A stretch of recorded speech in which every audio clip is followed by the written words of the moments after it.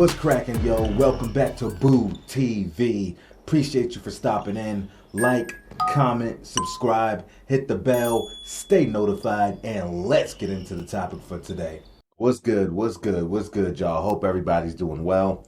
Rebound, the YouTube channel, just put out another NBA-related video, and I like some of the stuff they be coming up with on this channel, some interesting and cool fun facts. This one is called Crazy Stories in NBA History. Appreciate you guys. Take a look at our playlists.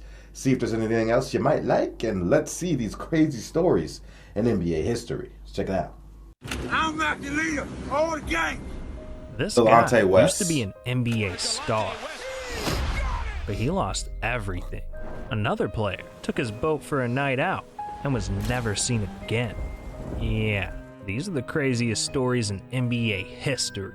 And first, we gotta talk about the time that an entire NBA team almost died in a plane crash.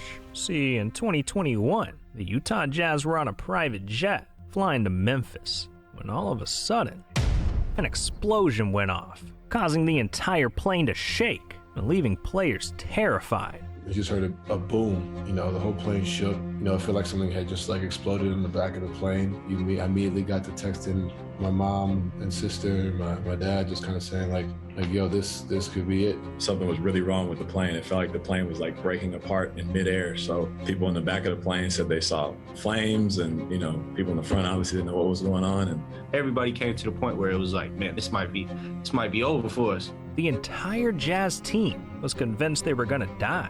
Now, thankfully, pilot was able to pull off an emergency landing, but players were left wondering, what the hell happened up there?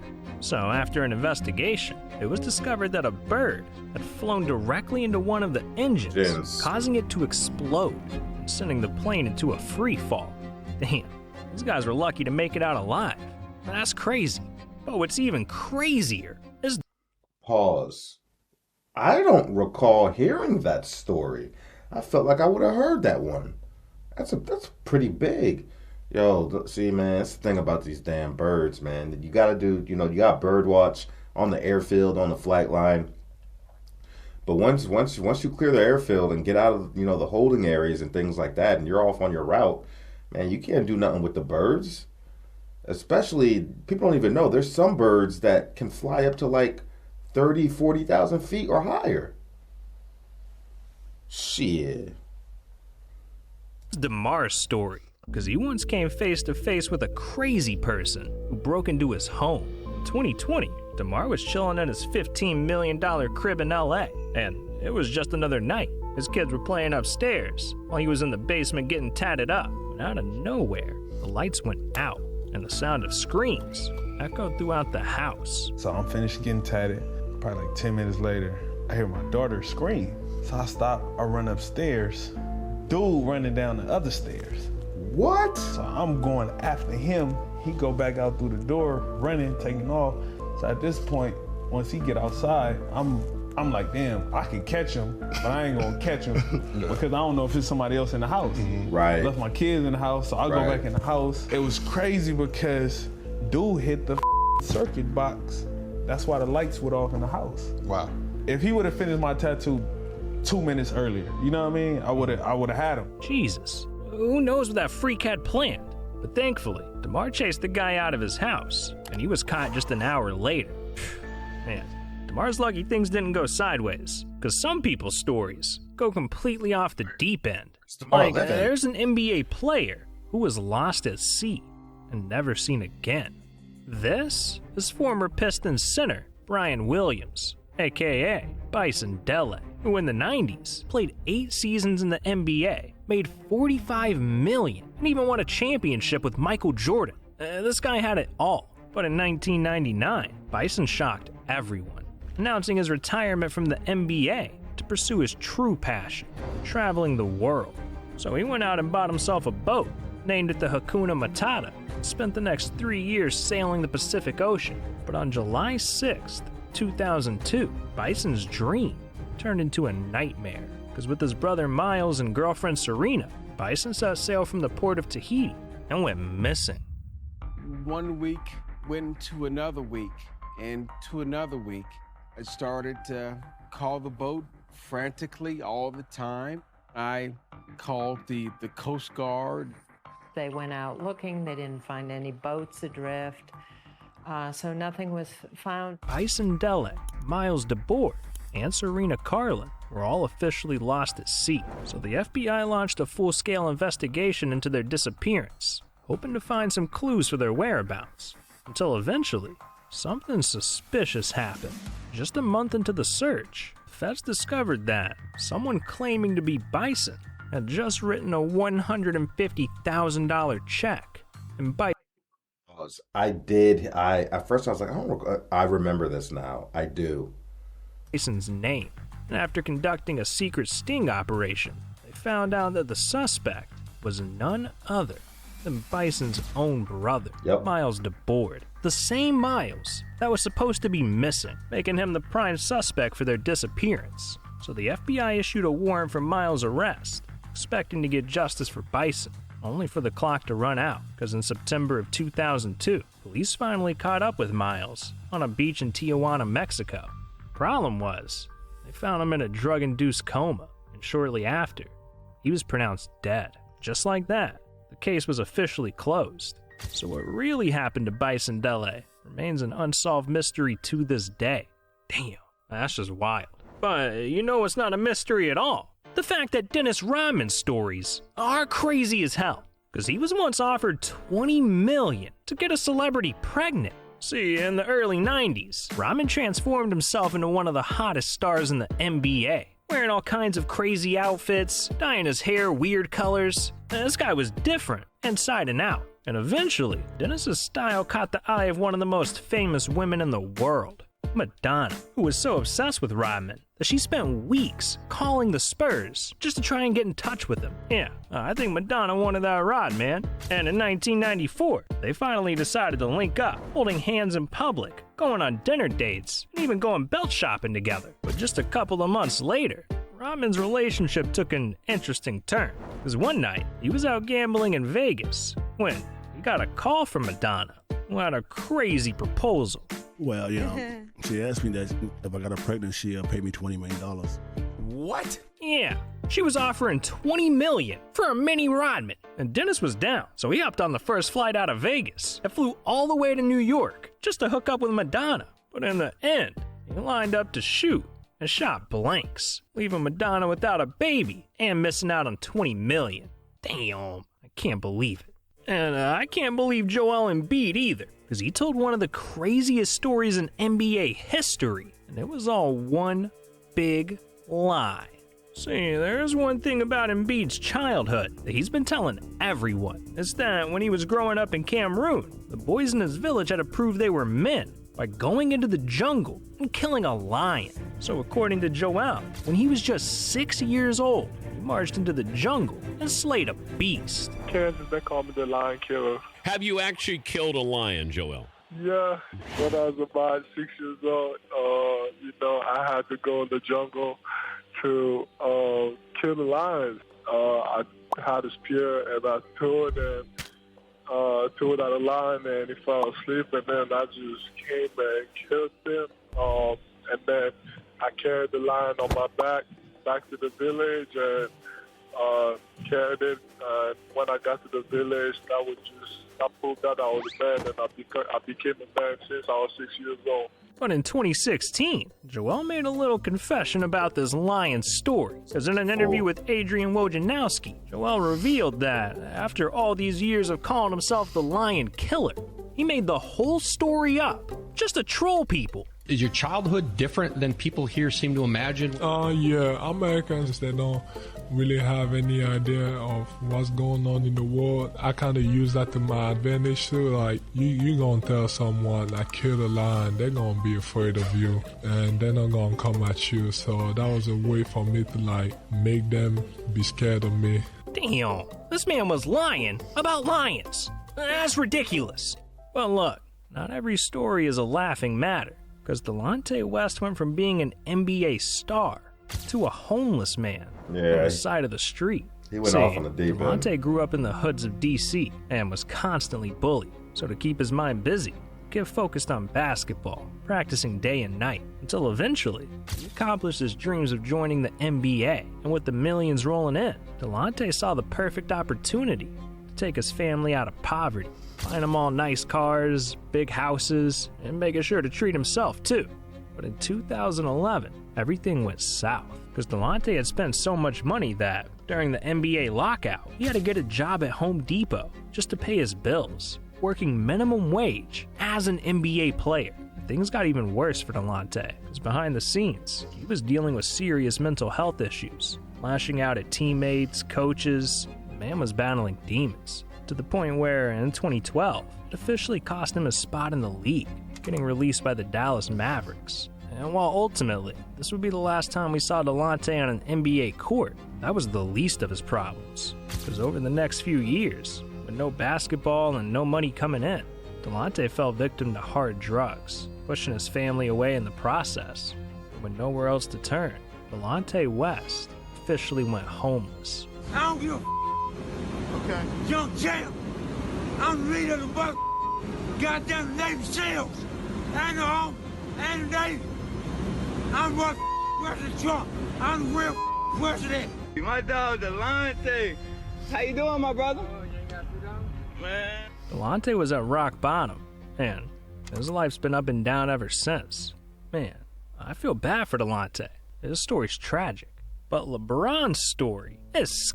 So I think, don't quote me on this with the whole Delonte West thing, I think not too long ago, somebody in the NBA circles got a hold of the video or whatever and reached out to help Delonte. I don't think I'm making this up. I'm pretty sure that happened.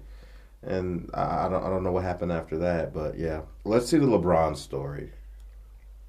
Scandalous, because what happened to him sparked a nationwide cover-up. In 2009, LeBron was hosting a basketball camp run by Nike. And during a scrimmage, he was dominating, putting on a show for all the kids. But out of nowhere, something scandalous happened. Jordan Crawford, a sophomore guard at Xavier, going up and over LeBron James with a vicious two-hand slam. You'll never see it because Nike confiscated the only two videotapes that captured it. Yeah, apparently, LeBron got dunked on by one of the kids, Jordan Crawford. But all the footage of the dunk was immediately confiscated because Nike thought that if the public saw the clip, it would ruin LeBron's reputation. And they also thought this cover-up was gonna work. But in the end, it was hopeless, because just a few weeks later, the folks over at TMZ managed to find the only remaining copy of the dunk, leaking the footage to the entire world.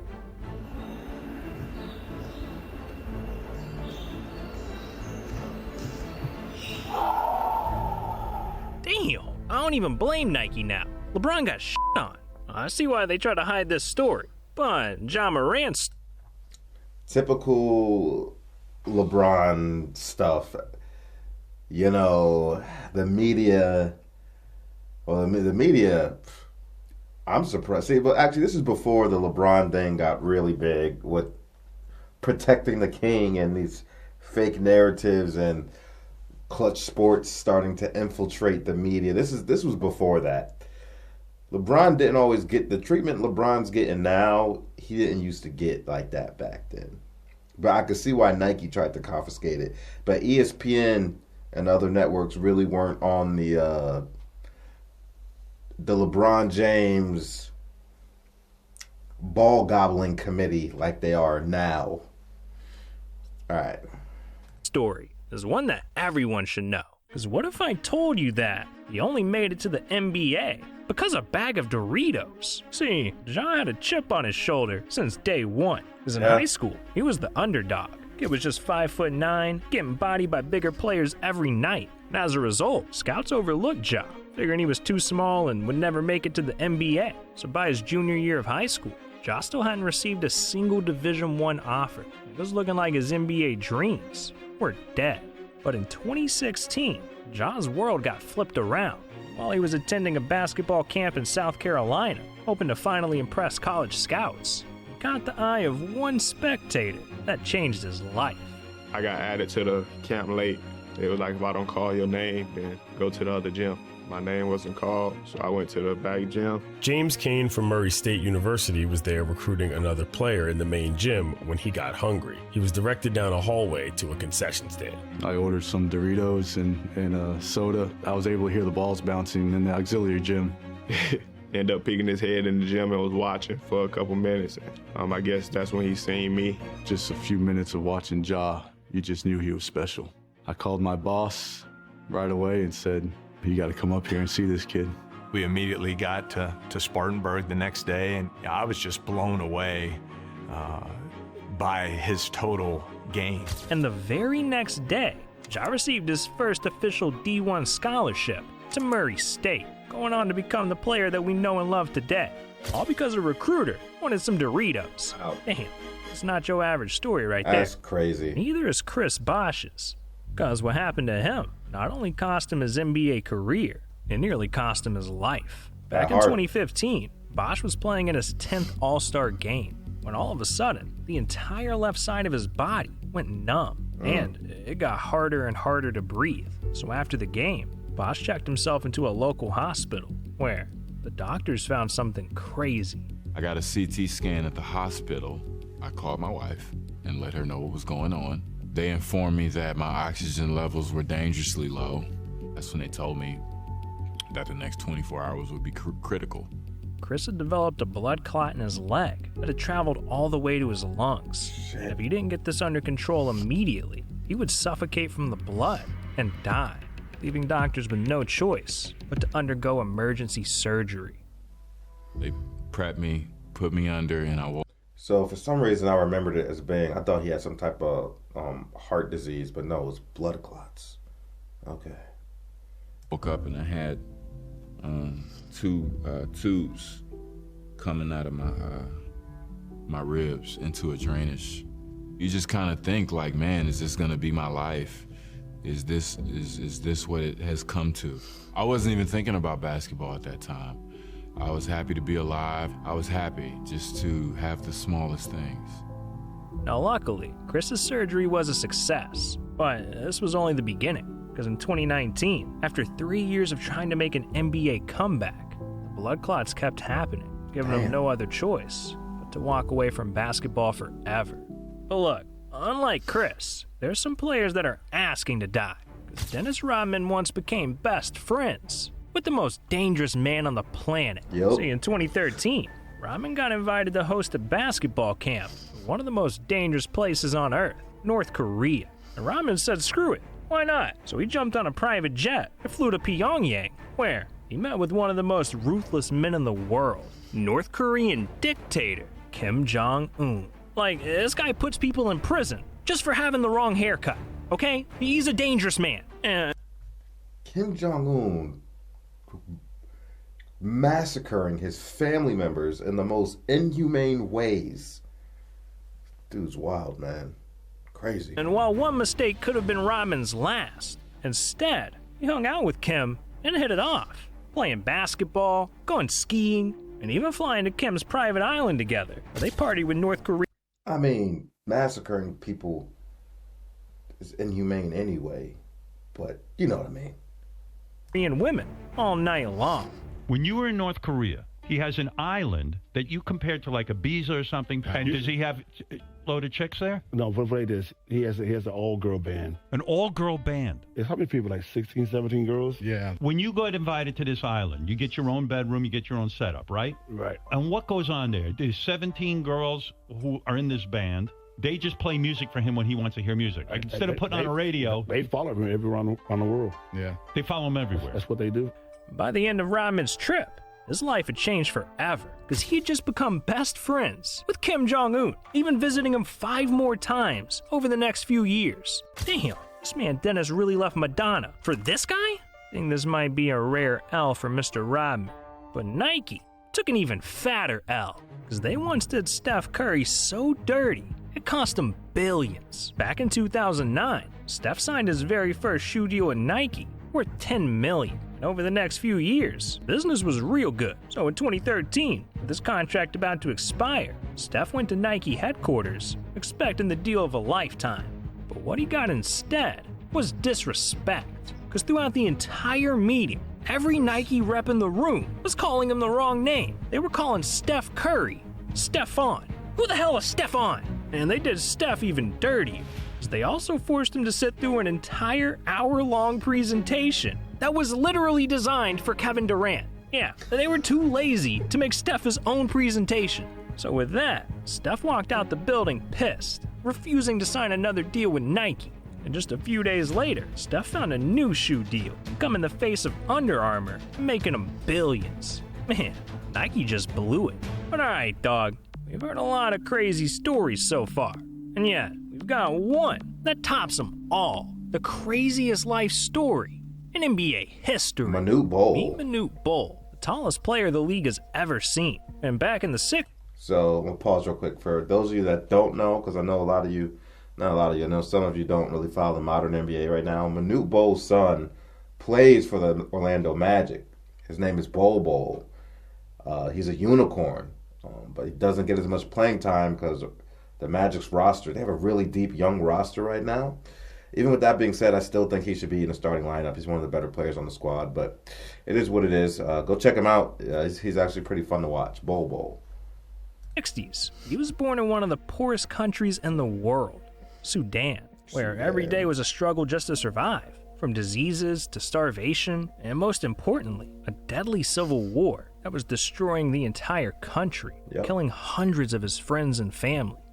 This war lit a fire in young Manute, so growing up, he promised to one day find a way out. And luckily, he had one gift that would make that possible. His size. As by the time Manute was 17, the kid was already standing at a ridiculous 7'7". So with that, he started playing basketball with dreams of making it to the NBA. And when word started spreading around about the giant from Sudan, scouts started lining up to try and recruit Manute, until eventually, in 1985, he got his big break, being drafted by the Washington Bullets and making history as the tallest NBA player ever. This changed Manute's life forever, because over the next decade, he became one of the most popular players of all time, playing 10 years in the league and earning over $7 million. But despite all the success, Manute never lost sight of the real reason he played basketball, his country. So when he wasn't playing in the NBA, he was back home in Sudan, doing everything he could to save his people. From building schools, to feeding the hungry, providing medicine, even organizing peaceful protests throughout Sudan.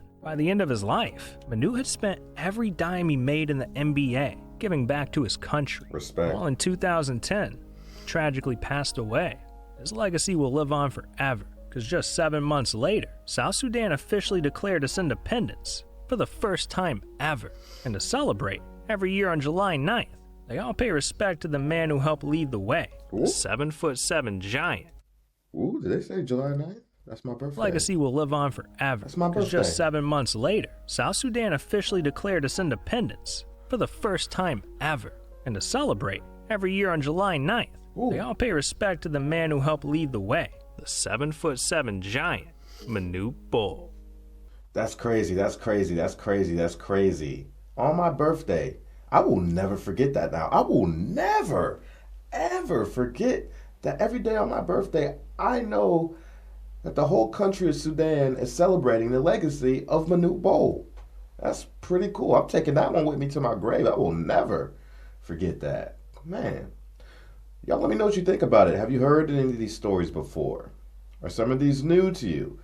Do you have any NBA stories that you would like to share with us in the comment section? And which one of these were the craziest to you? Let me know. I would love to hear your opinion. Appreciate you for stopping in. Like, comment, subscribe, hit the bell, stay notified. Catch you on the next one. We out, baby.